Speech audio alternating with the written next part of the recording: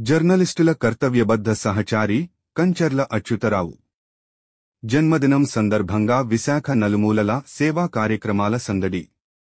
వృద్ధ జర్నలిస్టులకు నెలవారీ పింఛన్లకు ఎంపిక, ఆశ్రమాలకు పళ్లు పంపిణీ, అభిమానుల ఆవేశాత్మక ఆత్మీయత.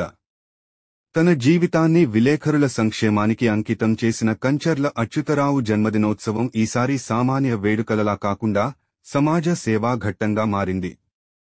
విశాఖ నగరమంతా ఒక ఉత్సవ ప్రాంగణంలా మారింది. అభిమానం, కృతజ్ఞత, మానవీయత ఈ మూడూ కలసి అచ్యుతరావు జన్మదిన వేడుకలను ఒక చారిత్రక ఘట్టంగా నిలిపాయి. ఆరిలోవ నుంచి హైదరాబాద్ వరక సేవా జ్యోతి.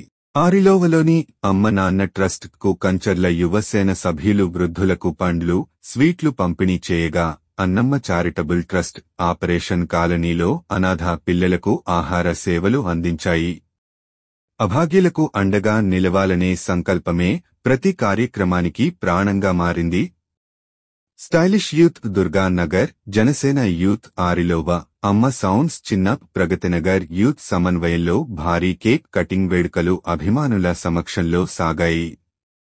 ప్రతి సంఘం అచ్యుతరావు సేవల పట్ల అభిమానాన్ని వినూత్నంగా వ్యక్తీకరించింది. హైదరాబాద్ ఎస్.లెస్ ఆఫీసులో విశేష ఘట్టం. హైదరాబాద్లోని ఎస్.లెస్ క్రియేషన్స్ ఫిలిం ఆఫీసులో ప్రముఖుల సమక్షంలో కేక్ కట్ చేసిన అచ్యుతరావు ఒక చరిత్రాత్మక ప్రకటన చేశారు. 8 మంది వృద్ధ జర్నలిస్టులకు నెలకు 4,000 రూపాయలు చొప్పున, 20 మందికి 2,000 రూపాయలు చొప్పున పింఛను అందజేయనున్నట్లు ప్రకటించారు. విలేఖరుల బతుకుల్లో వెలుగు నింపే ఈ సంకల్పానికి బాహాటంగా మెచ్చుకోలు వెల్లువెత్తాయి. ఆశ్రమాలకు పండ్ల పంపిణీ, కళాకారుల కృతజ్ఞత. పెద్ద వాల్తేర్ ఆదర్శ్ నగర్ గ్రామ సంఘం ఆధ్వర్యంలో నిర్వహించిన కేక్ కటింగ్ వేడుకలో అనేక మంది కళాకారులు పాల్గొన్నారు. డా. అచ్యుతరావు గారి సేవా మార్గాన్ని స్ఫూర్తిగా తీసుకుని వివిధ ఆశ్రమాలలో ఆయన పేరు మీద పండ్లు పంపిణీ చేశారు. సేవలే పుట్టినరోజు అంటే ఇదే అనిపించేలా ఏర్పాట్లు జరిగాయి. ఆరిలోవలో ప్రతి వాడలోనూ సేవల మాధుర్యం. ఆరిలోవ పరిధిలోని ప్రతి వాడలోనూ అభిమానులు స్వచ్ఛందంగా సేవా కార్యక్రమాలు చేపట్టి అచ్యుతరావు జన్మదినాన్ని ఓ ఉత్సవంగా మార్చారు. ఆయన సేవా ప్రస్థానానికి అంకితభావంతో అనేక మంది యువత ముందుకు వచ్చారు.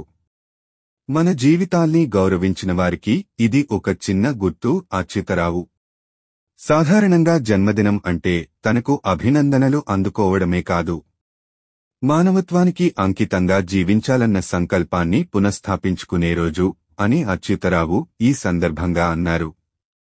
వృద్ధ విలేఖరులు ఎన్నో పోరాటాలు చేసి బతికారు. వారి జీవితాల్లోకి వెలుగు రావాలి అని అన్నారు.